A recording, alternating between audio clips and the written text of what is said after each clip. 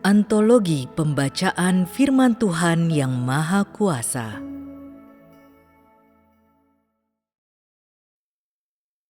Tuhan itu sendiri, Tuhan yang unik.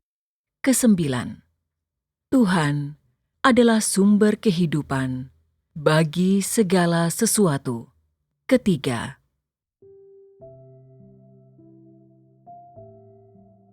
jika semua makhluk kehilangan hukum mereka sendiri, mereka tidak akan lagi ada. Jika hukum semua makhluk hilang, maka makhluk hidup di antara semua ciptaan tidak akan dapat melanjutkan hidup.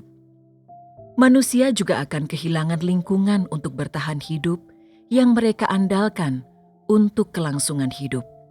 Jika manusia kehilangan semua hal tersebut, mereka tidak akan mampu terus hidup dan berkembang biak generasi demi generasi. Alasan manusia bertahan hidup sampai sekarang adalah karena Tuhan telah membekali umat manusia dengan semua makhluk untuk memelihara mereka. Memelihara umat manusia dalam berbagai cara. Hanya karena Tuhan memelihara umat manusia dalam berbagai caralah mereka bisa bertahan hidup hingga sekarang. Mereka bisa bertahan hidup hingga hari ini. Dengan tipe lingkungan untuk kelangsungan hidup tetap yang baik dan tertata, semua jenis orang di bumi, semua jenis ras bisa bertahan hidup dalam ruang lingkup yang telah ditentukan untuk mereka sendiri. Tidak seorang pun bisa melampaui semua ruang lingkup ini atau batas ini, karena Tuhanlah yang menetapkan batasnya. Mengapa Tuhan menetapkan batasnya dengan cara demikian?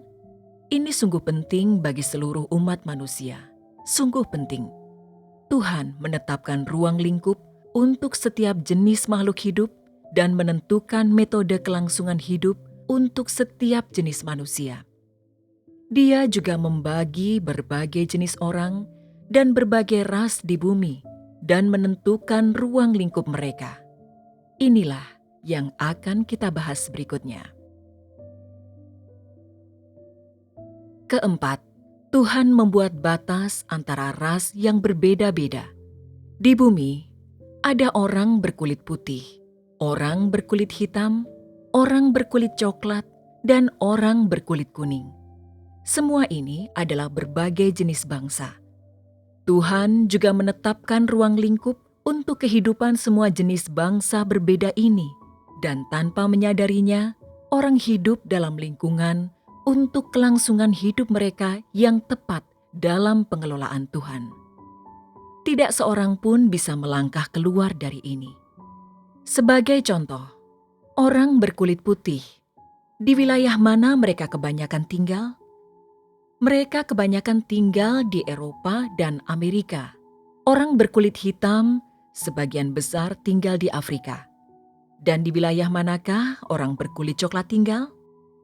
Asia Tenggara. Seperti Thailand, India, Myanmar, Vietnam, dan Laos. Mereka sebagian besar tinggal di Asia Tenggara dan Asia Selatan. Orang berkulit kuning sebagian besar tinggal di Asia, yaitu Tiongkok, Jepang, Korea Selatan, dan sejumlah negara lain yang serupa. Tuhan telah menyebarkan secara tepat semua tipe ras berbeda ini, sehingga semua ras berbeda ini tersebar ke berbagai bagian di dunia. Di berbagai belahan dunia yang berbeda ini, Tuhan sudah lama menyiapkan sebuah lingkungan untuk kelangsungan hidup yang sesuai untuk setiap ras manusia yang berbeda-beda. Dalam semua jenis lingkungan untuk kelangsungan hidup ini, Tuhan telah menyiapkan bagi mereka warna dan unsur tanah. Dengan kata lain, unsur dalam tubuh orang berkulit putih tidaklah sama dengan yang ada di dalam tubuh orang berkulit hitam. Dan mereka juga berbeda dari unsur tubuh orang dari ras lain. Ketika Tuhan menciptakan semua makhluk, Dia sudah menyiapkan lingkungan untuk kelangsungan hidup ras tersebut. Tujuannya dalam hal tersebut adalah agar ketika jenis bangsa tersebut mulai berkembang biak, ketika jumlah mereka mulai meningkat, mereka bisa tetap berada dalam ruang lingkup tersebut. Sebelum Tuhan menciptakan manusia, Dia telah memikirkan semuanya. Dia memberikan Eropa dan Amerika kepada orang berkulit putih agar mereka berkembang dan bertahan hidup. Jadi, ketika Tuhan menciptakan bumi, Dia sudah memiliki sebuah rencana. Dia memiliki maksud dan tujuan dalam hal yang Dia tempatkan pada bagian tanah tersebut, dan apa yang dipelihara pada bagian tanah tersebut. Sebagai contoh, Tuhan sudah lama menyiapkan pegunungan tertentu, jumlah dataran, jumlah sumber air, aneka jenis burung dan satwa liar, beragam ikan, dan berbagai tumbuhan tertentu yang akan berada di tanah itu. Saat menyiapkan lingkungan untuk bertahan hidup bagi satu jenis manusia untuk sebuah ras, Tuhan mempertimbangkan banyak aspek masalah. Lingkungan geografis, unsur tanah, jenis burung dan satwa liar, ukuran aneka jenis ikan, unsur dalam ikan, kualitas air yang berbeda, serta semua jenis tumbuhan yang berbeda. Tuhan sudah lama menyiapkan semua itu. Jenis lingkungan semacam itu adalah lingkungan untuk bertahan hidup asli yang Tuhan ciptakan dan siapkan untuk orang berkulit putih. Pernahkah engkau semua melihat bahwa ketika Tuhan menciptakan semua makhluk, Dia memikirkannya secara matang dan melakukan berbagai hal dengan terencana? Ya, Apa yang pernah engkau lihat? Pertimbangan Tuhan untuk berbagai jenis orang sangat bijaksana. Untuk lingkungan kelangsungan hidup bagi berbagai jenis manusia, Dia menyiapkan berbagai jenis burung dan satwa liar, serta berbagai jenis ikan, jumlah gunung, dan jumlah dataran yang akan ada. Semua itu dipertimbangkan sangat serius dan tepat. Sebagai contoh, makanan apa yang dimakan bangsa kulit putih? Makanan yang dimakan bangsa kulit putih sangat berbeda dari makanan bangsa Asia. Makanan pokok bagi bangsa kulit putih sebagian besar berupa daging, telur, susu, dan unggas. Biji-bijian seperti roti dan nasi umumnya adalah makanan non-pokok yang diletakkan di sisi piring. Bahkan ketika makan salad sayuran, mereka mencampurkan daging sapi panggang atau ayam ke dalamnya. Bahkan jika mereka makan beberapa makanan yang berasal dari gandum, mereka menambahkan keju, telur, atau daging ke dalamnya. Yang berarti makanan pokok mereka sebagian besar tidak terdiri dari makanan yang berasal dari gandum atau beras. Mereka makan cukup banyak daging dan keju. Mereka sering minum air es karena mereka makan makanan yang sangat tinggi kalori. Jadi, orang kulit putih sangat kuat. Ini adalah sumber untuk kehidupan mereka, lingkungan mereka untuk hidup yang dipersiapkan oleh Tuhan bagi mereka, memungkinkan mereka untuk memiliki gaya hidup seperti itu. Gaya hidup tersebut berbeda dengan gaya hidup orang dari ras lain. Tidak ada yang benar atau salah dalam gaya hidup ini. Itu bawaan lahir, ditakdirkan oleh Tuhan dan karena kekuasaan Tuhan dan pengaturannya. Jenis ras ini memiliki gaya hidup tertentu dan sumber tertentu untuk pencaharian mereka yang disebabkan oleh ras mereka, serta karena lingkungan untuk kelangsungan hidup yang dipersiapkan oleh Tuhan bagi mereka. Engkau dapat mengatakan bahwa lingkungan untuk kelangsungan hidup yang Tuhan siapkan untuk orang kulit putih dan makanan sehari-hari yang mereka dapatkan dari lingkungan itu kaya dan berlimpah. Tuhan juga menyiapkan lingkungan yang diperlukan untuk bertahan hidup bagi ras lain. Ada juga orang berkulit hitam. Di manakah orang berkulit hitam berada? Mereka utamanya berada di Afrika Tengah dan Selatan. Apa yang Tuhan persiapkan bagi mereka dalam lingkungan seperti itu untuk hidup? Hutan hujan tropis, segala jenis burung dan satwa liar, juga gurun dan semua jenis tumbuhan yang menyertainya. Mereka memiliki sumber air, pencaharian, dan makanan mereka. Tuhan tidak berat sebelah terhadap mereka. Tidak peduli apa yang pernah mereka lakukan, kelangsungan hidup mereka tidak pernah menjadi masalah. Mereka juga menempati lokasi tertentu dan area tertentu di bagian dunia. Sekarang mari kita berbicara sedikit tentang orang berkulit kuning. Orang berkulit kuning sebagian besar berada di dunia timur. Apakah perbedaan antara lingkungan dan posisi geografis dunia timur dan barat? Di dunia timur, sebagian besar tanah subur dan kaya akan materi dan endapan mineral, yang berarti semua jenis sumber daya di atas tanah dan bawah tanah berlimpah. Dan bagi kelompok orang ini, untuk ras ini, Tuhan juga menyiapkan tanah serta iklim sepadan dan berbagai lingkungan geografis yang sesuai untuk mereka. Meski ada sejumlah perbedaan sangat besar antara lingkungan geografis itu dan lingkungan di dunia barat, makanan pokok, pencaharian, dan sumber untuk bertahan hidup bagi orang disiapkan oleh Tuhan. Ini lingkungan untuk hidup yang berbeda dari orang berkulit putih di dunia barat.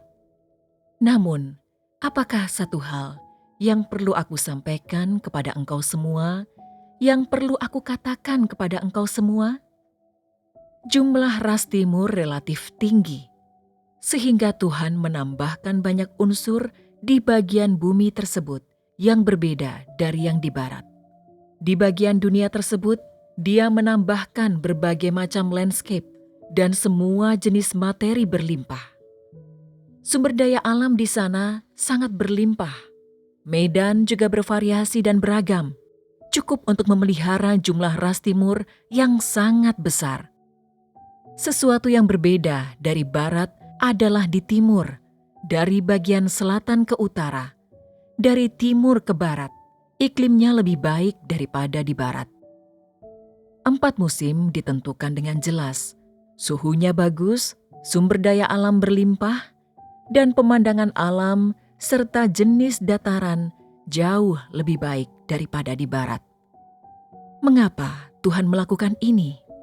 Tuhan menciptakan keseimbangan yang sangat rasional antara orang berkulit putih dan orang berkulit kuning. Apa artinya ini? Itu berarti bahwa setiap aspek makanan mereka, hal yang mereka gunakan, apa yang orang berkulit putih miliki untuk kesenangan jauh lebih baik daripada apa yang orang berkulit kuning dapat nikmati. Akan tetapi, Tuhan tidak berat sebelah terhadap ras apapun.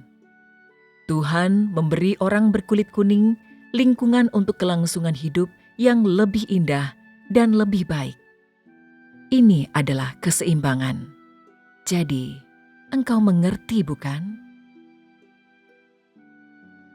Tuhan telah menakdirkan jenis orang seperti apa hidup di bagian dunia mana, dan manusia tidak dapat keluar dari ruang lingkup ini. Ini sungguh menakjubkan. Bahkan jika ada perang atau penyerobotan selama berbagai era atau pada waktu tertentu, semua perang ini, penyerobotan ini, sama sekali tidak bisa memusnahkan lingkungan untuk bertahan hidup yang telah ditakdirkan Tuhan untuk setiap ras. Yang berarti Tuhan telah menetapkan jenis orang seperti apa di bagian dunia tertentu, dan mereka tidak dapat keluar dari ruang lingkup tersebut. Bahkan, jika orang memiliki suatu ambisi untuk mengubah atau memperluas wilayah mereka tanpa seizin Tuhan, ini akan sangat sulit dicapai, akan sangat sulit berhasil. Sebagai contoh, orang berkulit putih ingin memperluas wilayah mereka dan mereka menjajah beberapa negara lain. Orang Jerman menginvasi beberapa negara, Inggris menduduki India. Apakah hasil akhirnya? Pada akhirnya, mereka gagal. Apa yang kita lihat dari kegagalan ini? Apa yang telah Tuhan takdirkan tidak diperkenankan untuk dimusnahkan. Jadi, Tidak peduli seberapa besar momentum yang mungkin telah engkau lihat dalam ekspansi Inggris, pada akhirnya, hasil akhirnya adalah mereka tetap harus menarik diri dan tanah tersebut tetap milik India. Mereka yang hidup pada tanah tersebut tetap orang India, bukan orang Inggris. Ini karena hal tersebut, sesuatu yang tidak diperkenankan oleh Tuhan. Beberapa dari mereka yang meneliti sejarah atau politik telah menulis tesis tentang ini. Mereka memberi alasan mengapa Inggris gagal dengan mengatakan bahwa bisa jadi karena etnis tertentu tidak bisa ditaklukkan, atau bisa jadi karena alasan manusiawi lain. Semua itu bukanlah alasan sebenarnya. Alasan sebenarnya adalah karena Tuhan. Dia tidak memperkenankannya. Tuhan menempatkan suatu etnis hidup di tanah tertentu dan membuat mereka bermukim di sana. Dan jika Tuhan tidak memperkenankan mereka untuk pindah, mereka tidak akan pernah dapat pindah. Jika Tuhan menetapkan ruang lingkup untuk mereka, maka mereka akan hidup dalam ruang lingkup tersebut. Umat manusia tidak bisa melepaskan diri atau kabur dari ruang lingkup ini. Ini pasti, tidak peduli seberapa hebat kekuatan para penyerobot atau seberapa lemah mereka yang diserobot. Kesuksesan mereka pada akhirnya bergantung pada Tuhan. Dia sudah menakdirkan ini dan tidak seorang pun bisa mengubahnya. Ini adalah cara Tuhan menyebarkan berbagai ras. Pekerjaan apa yang telah Tuhan lakukan untuk menyebarkan ras tersebut? Pertama, Dia menyiapkan lingkungan geografis yang lebih besar dengan mengalokasikan berbagai lokasi untuk orang. Kemudian generasi demi generasi bertahan hidup di sana. Ini sudah ditetapkan. Ruang lingkup untuk kelangsungan hidup mereka telah ditetapkan. Dan kehidupan mereka, apa yang mereka makan, apa yang mereka minum, pencaharian mereka, Tuhan sudah lama menetapkan semua itu. Dan ketika Tuhan menciptakan semua makhluk, Dia membuat persiapan berbeda untuk berbagai jenis orang. Ada unsur tanah berbeda, iklim berbeda, tumbuhan berbeda, dan lingkungan geografis berbeda. Tempat berbeda, bahkan memiliki burung dan satwa liar berbeda, perairan berbeda, memiliki jenis ikan, dan produk akuatik spesial sendiri. Bahkan jenis serangga ditentukan oleh Tuhan. Sebagai contoh, burung pipit di Amerika Serikat berbeda dari burung pipit di Tiongkok daratan. Segala yang tumbuh di benua Amerika semuanya sangat besar, sangat tinggi, dan sangat kukuh. Akar pepohonan di hutan semuanya sangat dangkal, namun mereka tumbuh sangat tinggi, bahkan bisa mencapai setinggi lebih dari 100 meter. Namun, pepohonan di hutan Asia sebagian besar tidak setinggi itu. Aku yakin engkau semua pernah mendengar tumbuhan lidah buaya. Di Jepang, tumbuhan tersebut sangat kecil, sangat tipis. Tetapi tumbuhan lidah buaya di Amerika Serikat sangat besar. Ini berbeda. Ini jenis tumbuhan yang sama, dengan nama yang sama, tetapi tumbuhan tersebut sangat besar di benua Amerika. Perbedaan dalam berbagai aspek ini mungkin tidak dilihat atau dirasakan oleh banyak orang. Tetapi ketika Tuhan menciptakan semua makhluk, Dia menetapkan batasnya dan menyiapkan lingkungan geografis berbeda, medan berbeda, dan makhluk hidup berbeda untuk berbagai ras. Itu karena Tuhan menciptakan berbagai jenis bangsa dan Dia tahu apa yang mereka butuhkan dan seperti apa gaya hidup mereka. Setelah berbicara tentang beberapa hal ini, sekarang apakah engkau semua memiliki beberapa pengetahuan tentang topik utama yang baru saja kita bahas? Apakah engkau memiliki pemahaman tentang hal tersebut? Ada alasan mengapa aku membicarakan ini semua dalam topik lebih luas.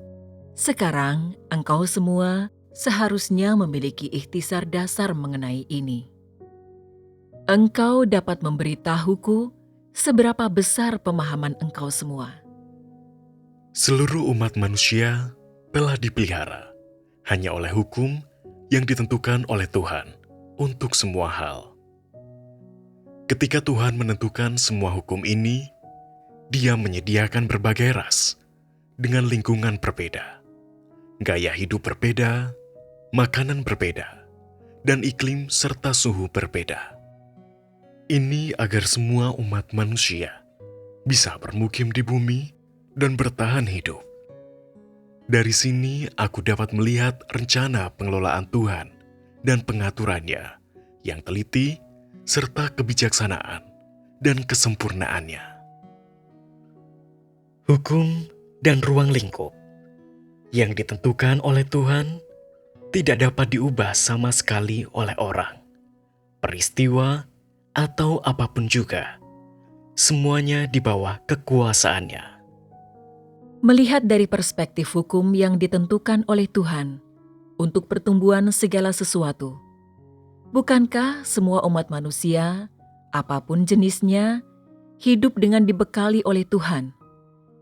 Bukankah mereka semua hidup di bawah pemeliharaannya? Jika semua hukum ini dimusnahkan, atau jika Tuhan tidak menetapkan semua jenis hukum ini untuk umat manusia, akan seperti apakah masa depan mereka? Setelah manusia kehilangan lingkungan dasar untuk bertahan hidup, apakah mereka akan memiliki sumber makanan? Ada kemungkinan bahwa sumber makanan akan menjadi masalah. Jika orang kehilangan sumber makanan mereka, yaitu jika mereka tidak dapat memperoleh apapun untuk dimakan, berapa hari mereka akan dapat bertahan? Mungkin mereka tidak akan dapat bertahan bahkan untuk 1 bulan pun, dan kelangsungan hidup mereka akan menjadi masalah. Jadi, setiap hal yang Tuhan lakukan untuk kelangsungan hidup orang, untuk kesinambungan keberadaan, perkembangbiakan, dan penghidupan mereka sangatlah penting. Setiap hal yang Tuhan lakukan di antara semua hal terkait erat dan tidak dapat dipisahkan dari kelangsungan hidup orang. Jika kelangsungan hidup manusia menjadi masalah, bisakah pengelolaan Tuhan berlanjut? Akankah pengelolaan Tuhan tetap ada? Pengelolaan Tuhan berjalan berdampingan dengan kelangsungan hidup semua umat manusia yang Dia pelihara. Jadi tidak peduli apa yang Tuhan siapkan untuk segala sesuatu dan apa yang Dia lakukan untuk manusia. Semua ini penting baginya dan sangat penting bagi kelangsungan hidup umat manusia. Jika semua hukum ini yang Tuhan tentukan untuk semua hal ditinggalkan, jika semua hukum ini dilanggar atau dikacaukan, semua hal tidak akan lagi dapat bertahan. Lingkungan untuk bertahan hidup umat manusia tidak akan terus ada, dan makanan sehari-hari mereka juga tidak akan tersedia lagi, dan juga diri mereka. Karena alasan ini, pengelolaan Tuhan atas penyelamatan umat manusia juga tidak akan ada lagi. Segala sesuatu yang telah kita bahas, setiap hal, setiap poin terkait erat dengan kelangsungan hidup setiap orang. Engkau semua mungkin berkata, "Apa yang engkau bicarakan terlalu besar, kami tidak bisa memahaminya." Dan mungkin ada orang yang akan mengatakan, "Apa yang engkau bicarakan tidak ada urusannya denganku." Akan tetapi, jangan lupa bahwa engkau hidup hanya sebagai bagian dari semua hal. Engkau adalah anggota dari semua hal dalam kekuasaan Tuhan. Semua hal tidak dapat dipisahkan dari kekuasaan Tuhan, dan tidak seorang pun dapat memisahkan diri mereka dari kekuasaannya. Kehilangan kekuasaannya dan kehilangan perbekalannya berarti bahwa kehidupan orang dalam daging akan lenyap.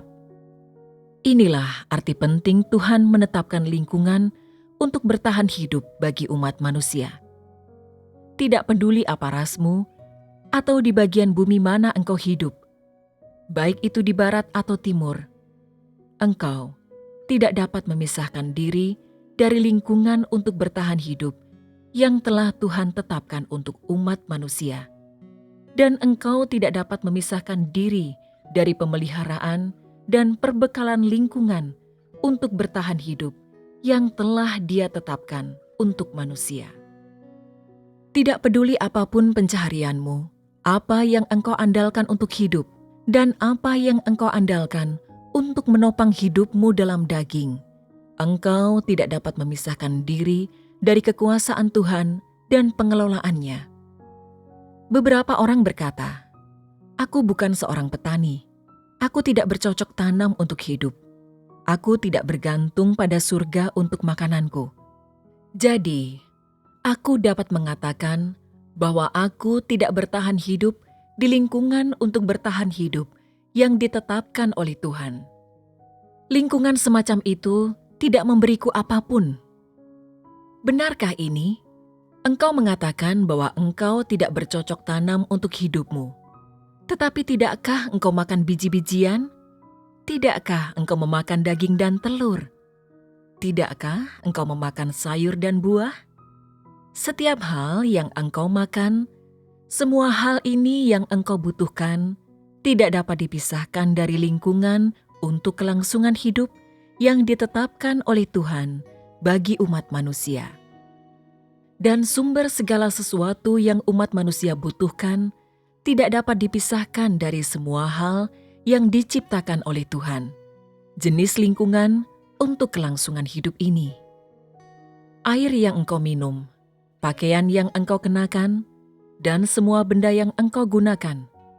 Manakah dari semua ini yang tidak berasal dari semua ciptaan? Beberapa orang berkata, ada beberapa barang yang tidak diperoleh dari ciptaan Tuhan. Engkau tahu, plastik tidak diperoleh dari ciptaan Tuhan. Itu benda kimia, barang buatan manusia. Benarkah ini? Plastik adalah buatan manusia. Itu benda kimia. Tetapi, dari mana unsur asli plastik berasal? Unsur asli diperoleh dari sejumlah materi yang diciptakan oleh Tuhan. Hal-hal yang engkau nikmati, yang engkau lihat, setiap hal yang engkau gunakan semuanya, diperoleh dari semua hal yang telah diciptakan oleh Tuhan. Yang berarti tidak peduli ras apapun, tidak peduli pencaharian apapun, atau dalam jenis lingkungan bertahan hidup seperti apa orang hidup, mereka tidak dapat memisahkan diri dari perbekalan Tuhan. Jadi, apakah semua yang telah kita bahas hari ini terkait dengan topik kita tentang Tuhan adalah sumber kehidupan bagi segala sesuatu? Apakah hal yang telah kita bahas hari ini termasuk dalam topik lebih besar ini? Ya. Mungkin beberapa hal yang aku bicarakan hari ini sedikit abstrak dan agak sulit untuk dibahas. Namun aku pikir engkau semua mungkin sudah memahaminya dengan sedikit lebih baik sekarang. Beberapa waktu terakhir ini dalam persekutuan, berbagai topik yang telah kita sajikan agak luas dan ruang lingkupnya luas sehingga butuh upaya cukup besar agar engkau semua dapat mencernanya. Ini karena semua topik ini adalah hal yang belum pernah ditemukan sebelumnya dalam kepercayaan orang kepada Tuhan. Beberapa orang mendengarnya sebagai misteri, dan beberapa orang mendengarnya sebagai sebuah cerita. Perspektif mana yang benar? Dari perspektif apa engkau semua mendengar semua ini? Kita telah melihat tindakan Tuhan, serta bagaimana Dia secara teratur dan teliti telah mengatur segala sesuatunya, dan bahwa segala sesuatu memiliki semua hukum ini. Dan melalui firman ini, kita dapat memahami lebih banyak tindakan Tuhan dan pengaturannya yang teliti untuk menyelamatkan umat manusia. Sepanjang waktu ini dalam persekutuan, Sudahkah engkau memahami apa ruang lingkup pengelolaan Tuhan atas semua hal? Semua umat manusia, setiap hal. Apakah Tuhan adalah Tuhan dari satu ras? Apakah Dia Tuhan dari satu jenis bangsa? Apakah Dia adalah Tuhan dari sebagian kecil umat manusia? Bukan, Dia tidak seperti itu. Karena bukan begitu, dalam pengetahuan orang tentang Tuhan, apakah Dia hanyalah Tuhan dari sebagian kecil umat manusia? Atau apakah engkau semua percaya bahwa Tuhan hanyalah Tuhanmu? Apakah perspektif ini benar? Karena Tuhan mengelola dan berkuasa atas segala sesuatu, orang harus melihat tindakannya, kebijaksanaannya, dan kemahakuasaannya yang diungkapkan dalam kekuasaannya atas segala sesuatu. Ini sesuatu yang harus orang ketahui. Jika engkau mengatakan bahwa Tuhan mengelola semua makhluk, berkuasa atas semua makhluk, dan berkuasa atas semua umat manusia, tetapi jika engkau tidak memiliki pemahaman atau wawasan ke dalam kekuasaannya atas manusia, bisakah engkau benar-benar mengakui bahwa Dia berkuasa atas segala sesuatu? Engkau mungkin berpikir dalam hatimu, "Aku bisa, karena aku melihat bahwa kehidupanku ini sepenuhnya diatur oleh Tuhan." Tetapi, apakah Tuhan benar-benar sekecil itu? Dia tidak sekecil itu. Engkau hanya melihat penyelamatan Tuhan untukmu dan pekerjaannya dalam dirimu. Dan dari semua hal ini, engkau melihat kekuasaannya. Ruang lingkup itu terlalu kecil, dan itu berdampak pada pengetahuan murnimu terhadap Tuhan. Itu juga membatasi pengetahuan murnimu tentang kekuasaan Tuhan atas segala sesuatu. Jika engkau membatasi pengetahuanmu pada ruang lingkup apa yang Tuhan sediakan bagimu dan penyelamatannya untukmu, engkau tidak akan pernah dapat mengenali bahwa Dia berkuasa atas setiap hal, bahwa Dia berkuasa atas segala sesuatu, dan berkuasa atas semua umat manusia. Ketika engkau gagal untuk mengenali semua ini, bisakah engkau benar-benar mengenali fakta bahwa Tuhan berkuasa atas nasibmu? Tidak bisa. Dalam hatimu, engkau tidak akan pernah bisa mengenali aspek itu. Engkau tidak akan pernah bisa mengenali tingkat itu. Engkau mengerti, bukan? Sebenarnya, aku tahu sejauh mana engkau dapat memahami topik ini. Konten ini yang aku bicarakan. Jadi, mengapa aku terus membicarakannya? Karena semua topik ini adalah hal-hal yang harus dipahami oleh setiap pengikut Tuhan. Setiap orang yang ingin diselamatkan oleh Tuhan, mereka harus mengetahui semua topik ini. Meski pada saat ini engkau tidak memahaminya, suatu saat ketika kehidupan dan pengalamanmu akan kebenaran mencapai tingkat tertentu, ketika perubahanmu dalam watak hidup mencapai tingkat tertentu, dan tingkat pertumbuhanmu meningkat sampai tingkat tertentu, baru pada saat itulah semua topik ini yang aku sampaikan kepadamu dalam persekutuan benar-benar membekali dan memuaskan pengejaran pengetahuan akan Tuhan oleh dirimu. Jadi firman ini menetapkan dasar, menyiapkan engkau semua untuk pemahaman masa depanmu, bahwa Tuhan berkuasa atas segala sesuatu dan untuk pemahamanmu tentang Tuhan sendiri. Seberapa banyak pemahaman tentang Tuhan dalam hati orang menentukan seberapa banyak posisi yang dia miliki dalam hati mereka. Seberapa besar pengetahuan tentang Tuhan dalam hati mereka adalah seberapa besar Tuhan dalam hati mereka. Jika Tuhan yang engkau kenal itu kosong dan samar, maka Tuhan yang engkau percayai juga kosong dan samar.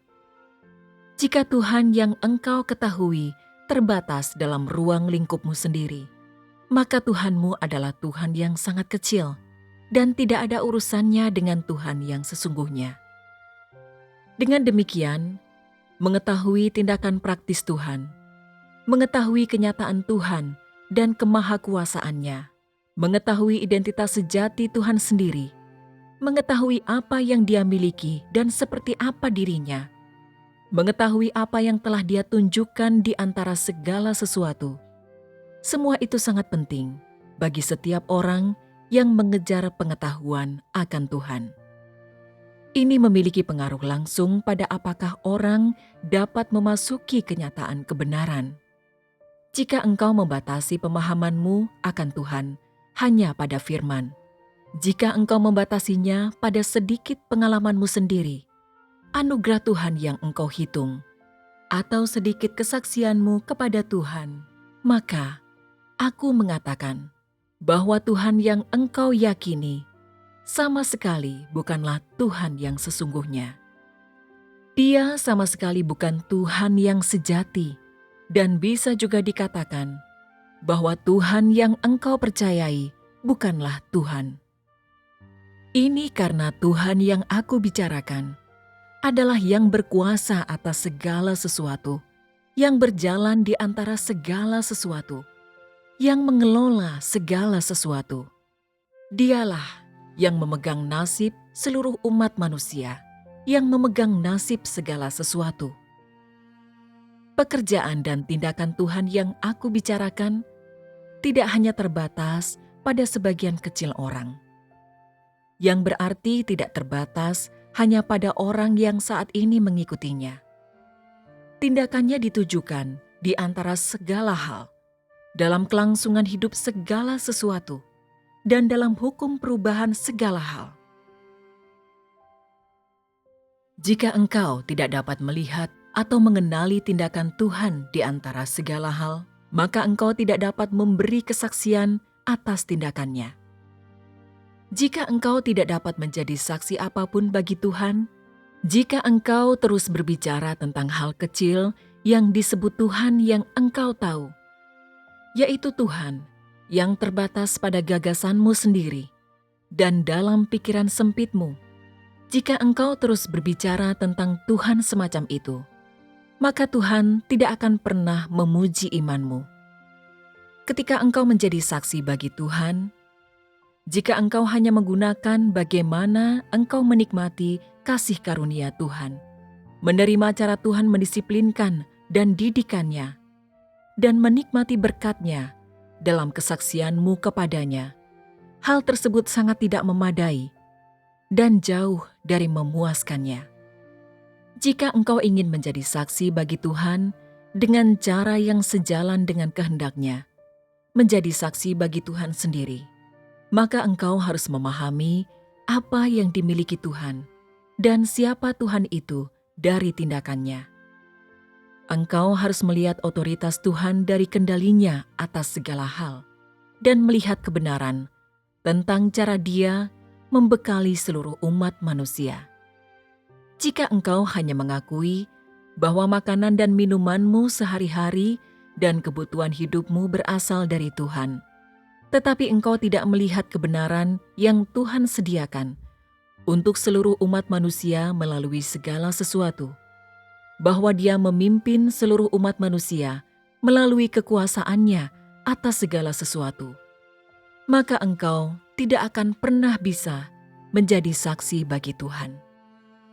Sekarang, engkau mengerti semua itu, bukan? Apa tujuanku mengatakan semua ini? Itu supaya engkau semua tidak menganggap enteng hal ini, supaya engkau tidak percaya bahwa semua topik yang aku bicarakan ini tidak relevan dengan jalan masuk pribadimu sendiri ke dalam kehidupan, dan supaya engkau tidak menerima semua topik ini hanya sebagai jenis pengetahuan atau doktrin. Jika engkau semua menyimak ini dengan sikap demikian, engkau semua tidak akan mendapatkan apapun.